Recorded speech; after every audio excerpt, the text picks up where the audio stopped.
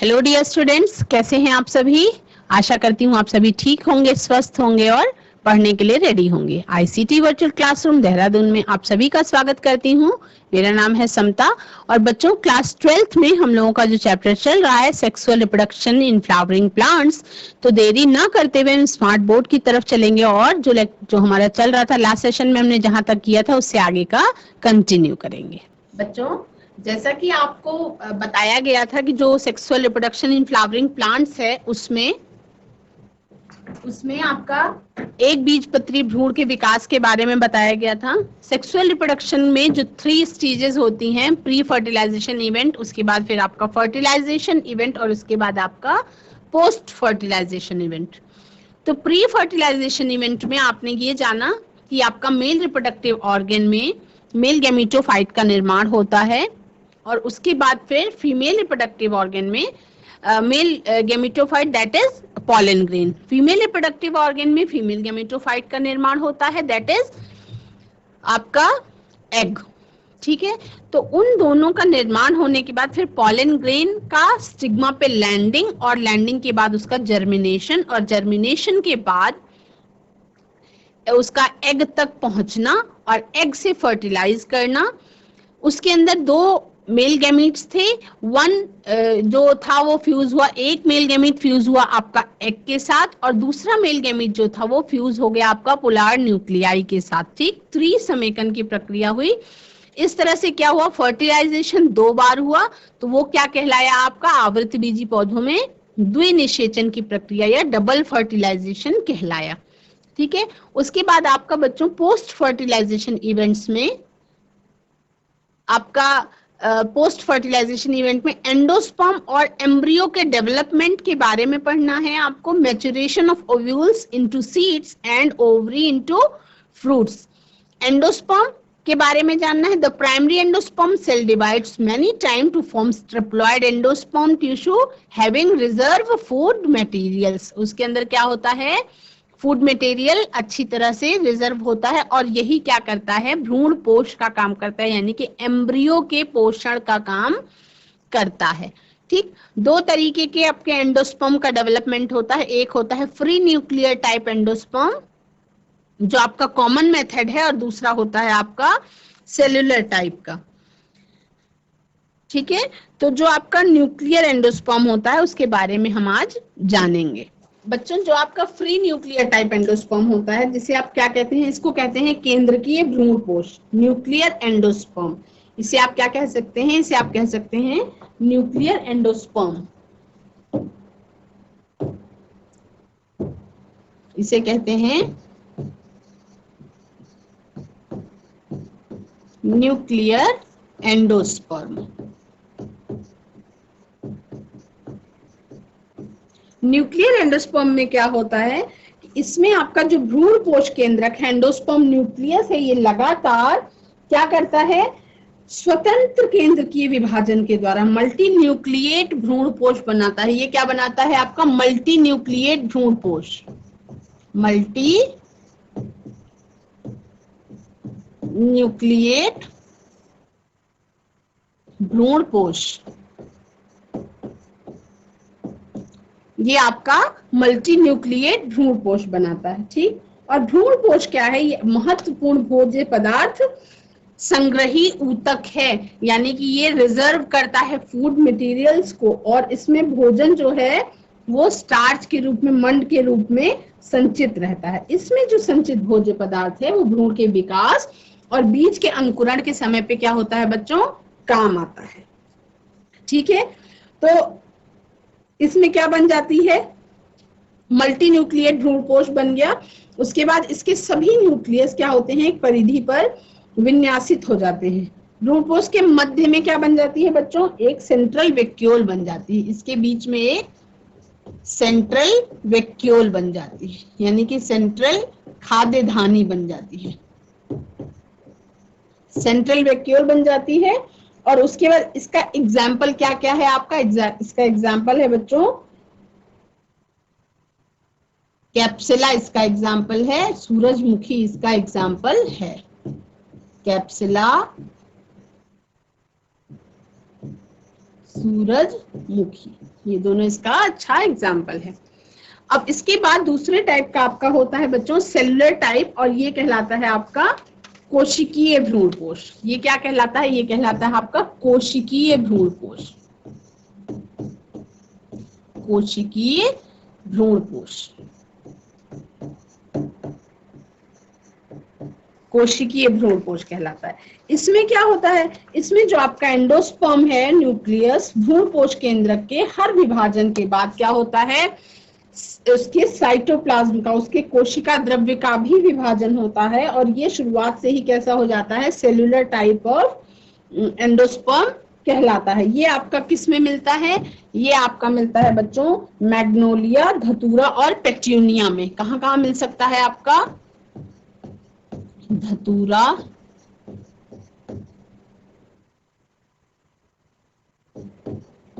Magnolia और पिट्यूनिया में।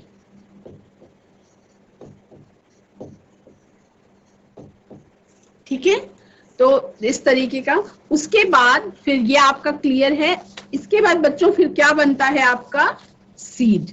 ठीक, एंडोस्पर्म पहले बन गया है ना। एंडोस्पर्म बनेगा तो इस भ्रूणपोष में बहुत अधिक मात्रा में क्या होता है? भोजन संचित रहता है, और इसमें संचित जो भोज्य पदार्थ है वो कहाँ यूज हो जाता है? बहुत रिजर्व फूड मटेरियल्स होते हैं, और ये कहाँ यूज हो जाते हैं बच्चों? ये भ्रूण के विकास में, यानी कि एम्ब्रियो के डेवलपमेंट में इसका क्या हो जाता है? यूज हो जाता है। ठीक, तो भ्रूणपोष में बहुत अधिक मात्रा में क्या संचित होता है? भोजन। इसमें संचित भोज्य पदार्थ भ्रूण के विकास में प्रयुक्त होता है। ठीक, दो तरीके के होते हैं बच्चों आपके सीड्स। इसके बाद सीड्स का डेवलपमेंट हो जाता है, तो दो तरीके के सीड्स होते हैं। इसको आप नॉन एल्ब्यूमिनस या क्या कह सकते हैं आप? इसको नॉन एंडोस्पर्मिक सीड कहते हैं। ये आपका कहलाता है non endospermic, non endospermic, non endospermic seed. ये जैसे endosperm completely utilised before maturation of seeds. Endosperm completely utilised before maturation of seeds, यानी कि सीड्स के मैच्योरेशन के पहले ही ये पूरी तरह से यूज हो जाता है। जैसे आपका बच्चों मटर, मूंगफली, जैसे आपका मटर और मूंगफली, चना, सेम क्या है? पी, ग्राउंडनट, फिर उसके बाद आपका चना, सेम। इस सब में क्या होता है? ये आपका कहलाता है नॉन एल्ब्यूमिनस, या इसी को आप क्या कह सकते हैं? नॉन एल्ब्यूमिनस या नॉन एंडोस्पर्मिक। नॉन एल्ब्यूमिनस कह सकते हैं या नॉन एंडोस्पर्मिक सीड कह सकते हैं। अभ्रूणपोषी बीज कह सकते हैं। इसको आप क्या कह सकते हैं? अभ्रूणपोषी बीज, अभ्रूणपोषी बीज। ठीक, दूसरे प्रकार का जो बीज होता है वो होता है आपका भ्रूणपोषी बीज, या जिसे आप क्या कह सकते हैं? Albuminous seed. इसी को आप एंडोस्पर्मिक सीड भी कह सकते हैं। इसको आप क्या कह सकते हैं? एंडोस्पर्मिक सीड भी कह सकते हैं। एल्ब्यूमिनस को ही आप एंडोस्पर्मिक सीड भी कह सकते हैं। एंडोस्पर्मिक या भ्रूणपोषी बीज, भ्रूणपोषी बीज। इसमें क्या होता है? अ portion of endosperm remain in mature seeds. इसमें एंडोस्पर्म का एक पोर्शन मैच्योर सीड्स में भी मौजूद होता है, और इसका एग्जांपल है आपका बच्चों जैसे व्हीट, मेज और कैस्टर, यानी कि आपका व्हीट यानी कि गेहूं, मेज यानी कि मक्का, और कैस्टर यानी कि सुपारी। ठीक, इसमें सब में ये मौजूद होता है। तो ऐसे सभी बीज जिनमें भ्रूणपोष बीजों के अंकुरण तक मौजूद रहता है, पाया जाता है, उन्हें आप क्या कहते हैं? भ्रूणपोषी बीज कहते हैं। ठीक है, क्या कहते हैं? भ्रूणपोषी बीज कहते हैं, या इसी को आप एल्ब्यूमिनस सीड भी कह सकते हैं, या इसी को आप एंडोस्पर्मिक सीड भी कह सकते हैं। ठीक है, एम्ब्रियो। एम्ब्रियो क्या होता है बच्चों? Embryo develops at the micropylar end of the embryo sac where the zygote is located. Embryo कहाँ पे डेवलप होता है? Embryo डेवलप होता है माइक्रोपाइलर एंड पे, जहां पे एम्ब्रियो सैक और जाइगोट जहां पे लोकेटेड होता है. जहां पे जाइगोट होगा वहीं पे क्या होगा बच्चों? डेवलपमेंट होगा एम्ब्रियो का. तो जाइगोट बना और जाइगोट बनने के बाद थोड़ा सा रेस्टिंग पीरियड में आने के बाद फिर एम्ब्रियो का डेवलपमेंट होता है. तो वो क्या कहलाता है? एम्ब्रियोजेनी. एम्ब्रियोजेनी क्या कहलाता है? Zygote, then resting period, then embryo का डेवलपमेंट क्या कहलाता है? Embryogeny. Early stages of embryo development. Embryogeny क्या है बच्चों? Early stages of embryo development. The zygote gives rise to the proembryo and subsequently to the globular heart-shaped and mature embryo. है ना? उसमें मैंने आपको बताया था कि एम्ब्रियो जो है वो उसके 4 भाग होते हैं. एक तो एम्ब्रियोनल एक्सिस होता है, दूसरा आपका कॉटिलीडन्स होते हैं, और उसके बाद प्लूम्यूल होता है और रेडिकल होता है. ये इसमें आपका 4 भाग होता है. हार्ट शेप्ड एम्ब्रियो जब ये कंप्लीट तैयार हो जाता है तो ये कहलाता है कॉटिलीडन, या इसी को आप क्या कहते हैं? बीज पत्र कहते हैं. ठीक है. ये आपका प्लूम्यूल यानी कि प्रांकुर कहलाता है. ये आपका रेडिकल या बच्चों इसी को आप मूलांकुर कहते हैं. और उसके बाद ये आपका सस्पेंसर या इसी को आप क्या कहते हैं? निलंबक कहते हैं. ठीक है. तो ये हम लोगों ने जाना कि एम्ब्रियो जो है वो 4 उसके भाग होते हैं. आपका एम्ब्रियोनल एक्सिस, कॉटिलीडन्स, प्लूम्यूल और रेडिकल. प्लूम्यूल जिसको आप क्या कहते हैं? इसी को आप कहते हैं प्रांकुर. रेडिकल को आप कहते हैं मूलांकुर. कॉटिलीडन्स को आप कहते हैं बीज पत्र या बीज के ऊपर का जो खोल होता है, बीज चोल. और एम्ब्रियोनल एक्सिस उसमें प्रेजेंट होता है. तो एम्ब्रियोजेनी कौन सी प्रोसेस है बच्चों? जाइगोट. जाइगोट जिसे आप क्या कहते हैं? युग्मनज. क्या होता है? थोड़ी देर के लिए रेस्टिंग पीरियड में आता है. रेस्टिंग पीरियड में आता है और उसके बाद फिर उसमें किसका? एम्ब्रियो में उसका डेवलपमेंट हो जाता है. तो क्या बन जाता है उसके बाद? इसमें बन जाता है भ्रूण, विश्राम के बाद. तो इस प्रोसेस को क्या कहते हैं? ये प्रोसेस जिसमें जाइगोट से एम्ब्रियो का डेवलपमेंट हो, ये प्रोसेस आपका कहलाता है एम्ब्रियोजेनी. ये प्रोसेस आपका क्या कहलाता है? एम्ब्रियोजेनी कहलाता है. ठीक है. इसमें आपका मोनोकॉटिलिडनस सीड्स के बारे में आपको जानना है. जो आपका एक बीजपत्री पौधे होते हैं उनके बारे में जानना है. स्क्यूटुलम क्या कहलाता है? Cotyledon. Coleorhiza undifferentiated sheath covering radicle and root cap. और कॉलियोप्टाइल कहलाता है आपका शीथ कवरिंग प्लूम्यूल. इसका इस तरीके से स्ट्रक्चर होता है बच्चों.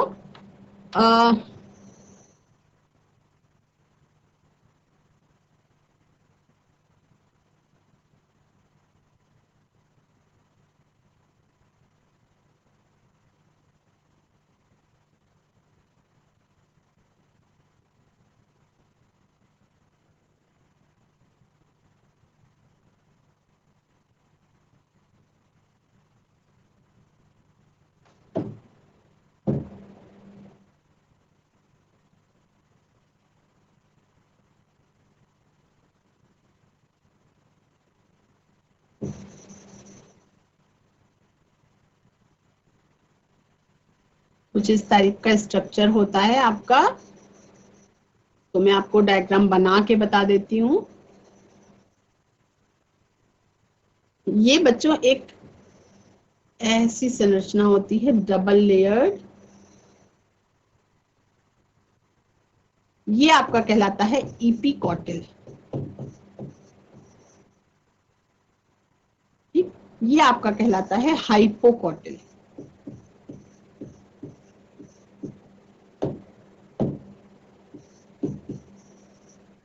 ये आपका क्या कहलाता है, हाइपोकॉटिल। और उसके बाद ये दोनों आपके क्या कहलाते हैं, ये कहलाते हैं आपके बच्चों कॉटिलीडन्स, या इसी को आप क्या कहते हैं, भ्रूणपोष कहते हैं। ये कहलाता है आपका कॉटिलीडन्स। ये जो सबसे बाहर वाला भाग होता है ये आपका कहलाता है सीड कोट। क्या कहलाता है, सीड कोट कहलाता है। ये आपका कहलाता है प्लूम्यूल, या जिसी को आप क्या कहते हैं, इसी को आप कहते हैं प्रांकुर। और उसके बाद रेडिकल होता है, जो नीचे वाला पार्ट होता है बच्चों, ये आपका कहलाता है रेडिकल, या इसी को आप क्या कहते हैं, मूलांकुर।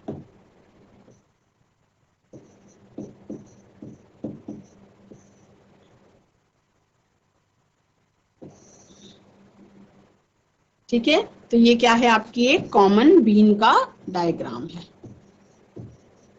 यह आपका एक कॉमन बीन का डायग्राम है, कॉमन बीज का डायग्राम है।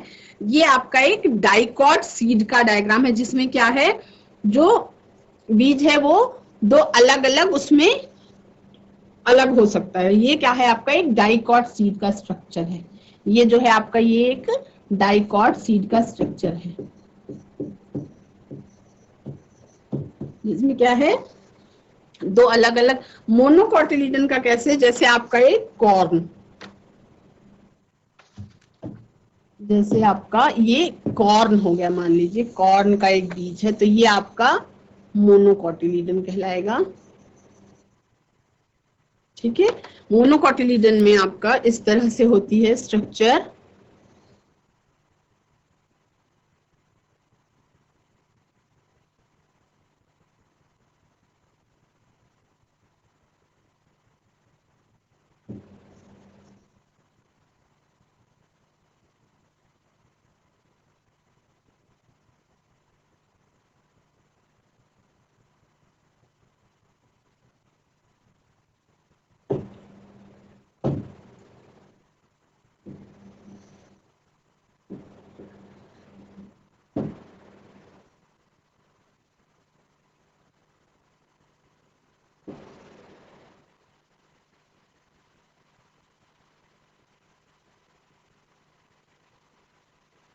ये है आपका रेडिकल इसमें। ठीक है बच्चों, ये आपका कहलाता है एंडोस्पर्म।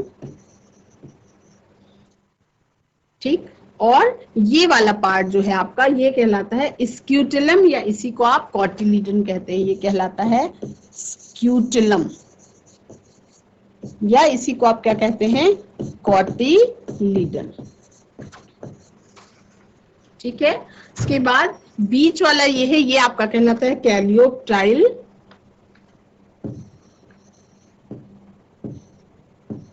कैलियोप्टाइल। और उसके बाद उसके नीचे यहाँ छोटा सा स्ट्रक्चर ऐसे जुड़ा हुआ रहता है, यही कहलाता है बच्चों प्लूम्यूल। और यहाँ नीचे की तरफ क्या होता है, कॉलियोराइजा। यहाँ नीचे की तरफ क्या होता है, कॉलियोराइजा।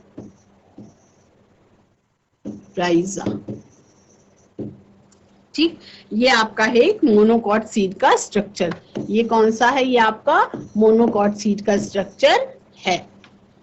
ठीक है, इसमें क्या होता है, स्क्यूटिलन होती है, कॉटिलीडन। स्क्यूटिलन क्या होती है, स्क्यूटिलम कहलाती है आपकी कॉटिलीडन। उसके बाद कॉलियोराइजा होता है undifferentiated sheath covering radicle and root cap. Coleoptile क्या होता है, शीथ होता है कवरिंग प्लूम्यूल। प्लूम्यूल को कवर करने वाला जो कवरिंग होता है वो कहलाता है आपका कॉलियोप्टाइल। तो इस तरह से ये स्ट्रक्चर आप सभी ने समझा कि किस तरह से इसमें क्या क्या डिफरेंस होता है। निषेचन के पश्चात पुष्प में कौन कौन से परिवर्तन होते हैं, उसके बारे में आपने जाना।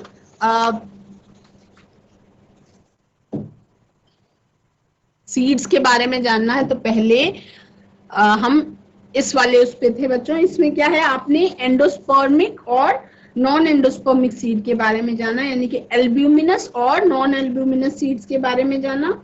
जो बीज होते हैं इनमें क्या है बच्चों कि डबल फर्टिलाइजेशन के बाद, द्विनिषेचन की प्रक्रिया के बाद क्या होता है, द्विनिषेचन की प्रक्रिया के बाद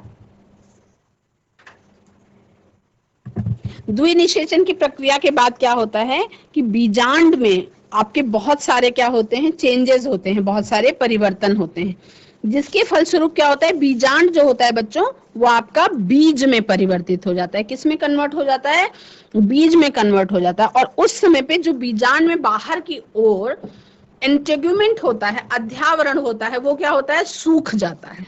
जो आपका बाह्य अध्यावरण होता है, आउटर इंटेगुमेंट हो जाता है, वो सूख करके बीज के बीज चोल या जिसे आप टेस्टा कह सकते हैं उसका निर्माण करता है। और जो इनर इंटेगुमेंट होता है ये आपका कन्वर्ट हो जाता है, ये आपका अंतःकवच टेगमेंट बनाता है। ठीक, जिस स्थान से बीजांड से जुड़ा हुआ होता है वो स्थान एक हाइलम के रूप में बीजावरण पर ही रहता है और बीजांड द्वारा माइक्रोपाइलर एंड जो बीज के टेस्टा में एक छोटे छेद के रूप में स्थित रहता है। ठीक है, फल निषेचन की प्रक्रिया के पश्चात या फर्टिलाइजेशन की प्रक्रिया के पश्चात अंडाशय ही जो है वो फल में परिवर्तित हो जाता है और मैच्योर ओव्यूल जो होता है, मैच्योर अंडाशय की जो भित्ति होती है या दीवार कह सकते हैं, वो आपका पेरिकार्प का निर्माण करती है। कुछ फलों के निर्माण में पुष्प के जो दूसरे सहायक चक्र होते हैं, जैसे आपका बाह्य दलपुंज है, जैसे आपका दलपुंज है, आपका थैलेमस है, ये सब भी क्या करते हैं, पार्ट लेते हैं। और ऐसे फलों को आप क्या कहते हैं जिसमें थैलेमस भी पार्ट लेता है, ऐसा फल आपका असत्य फल या फॉल्स फ्रूट कहलाता है। जैसे आपका बच्चों सेब, नाशपाती, स्ट्रॉबेरी, ये सब कैसे हैं, आपके फॉल्स फ्रूट के उदाहरण हैं। ठीक, अपने डाइकॉट और मोनोकॉट के स्ट्रक्चर के बारे में जान लिया। मैंने आपको बताया कि जो डाइकॉट, देखिए मोनोकॉटिलिडन्स और डाइकॉटिलिडन्स के बीच में क्या अंतर है वो छोटी क्लासेस में ही आपको पढ़ाया जा चुका है, तो उसका मैंने डायग्राम बना के आपको समझा दिया था। इसमें क्या होता है कि निषेचन के पश्चात जो फर्टिलाइजेशन के बाद कुछ पुष्प में परिवर्तन होते हैं, ये आपको बताया गया। कुछ पुष्प में परिवर्तन होते हैं फर्टिलाइजेशन के बाद, वो क्या क्या होते हैं, कैलिक्स यानी कि बाह्य दलपुंज, ये क्या होता है, प्रायः गिर जाता है। कभी कभी ये कैसा होता है, चिरलग्नी होता है या लगा रह जाता है। फ्रूट का भी डेवलपमेंट हो गया और आपका सेपल्स जो है, कैलिक्स का वो घेर बना रहता है। जैसे आपने टमाटर देखा होगा तो टमाटर के ऊपर ग्रीन कलर की पत्तियां छोटी छोटी मौजूद रहती हैं और फल आपका बनके तैयार हो जाता है। मिर्च में भी ऊपर वो सेपल्स का घेरा बना हुआ रहता है और बैगन में भी आपने देखा है कि ताज की तरह उसका वो घेरा बना हुआ रहता है। तो ऐसे क्या कहलाते हैं, चिरलग्नी कहलाते हैं बाह्य दलपुंज। लेकिन प्रायः या कह सकते हैं कि ज्यादातर गिर जाता है। दलपुंज भी क्या होता है बच्चों, वो भी गिर जाता है। एंड्रूशियम भी गिर जाता है, गायनीशियम भी गिर जाता है, यानी कि स्टिग्मा भी गिर जाता है, स्टाइल भी गायब। बचता क्या है, अंडाशय। अंडाशय यानी कि ओवरी बदल जाती है आपकी फल में। अंडाशय यानी कि ओवरी ये बदल जाती है आपकी फल में। और उसके बाद बच्चों बीजांड या ओव्यूल बदल जाता है। बीजांड या ओव्यूल ये आपका बदल जाता है बीज में। ये किस में बदल जाता है, सीड में बदल जाता है, ये बीज में बदल जाता है। That's all for today. Have a nice day. Take care and bye bye. आप सभी का दिन शुभ हो और आप सभी स्वस्थ रहें, खुश रहें।